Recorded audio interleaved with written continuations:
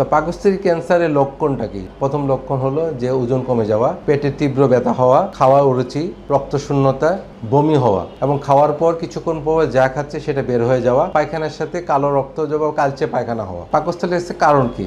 Helicobacter পাইলোরিয়াম এক ধরনের bacteria আছে যেটা পাকস্থলী ক্যান্সার করে থাকে এবং আমাদের দেশে কিন্তু হেলিকোব্যাক্টার পাইলোরি প্রাদুর্ভাব অনেক বেশি। এটা পানিবাহিত একটা ব্যাকটেরিয়া হয় এবং এটাতে অনেক আমরা অ্যাসিডিটির কারণে আমরা দিনের পর দিন কিন্তু গ্যাস্ট্রিকের ওষুধ খাচ্ছি, কিন্তু হেলিকোব্যাক্টার পাইলোরি থাকার কারণে কিন্তু ওই শুধু গ্যাস্ট্রিক ওষুধে কাজ হয় না।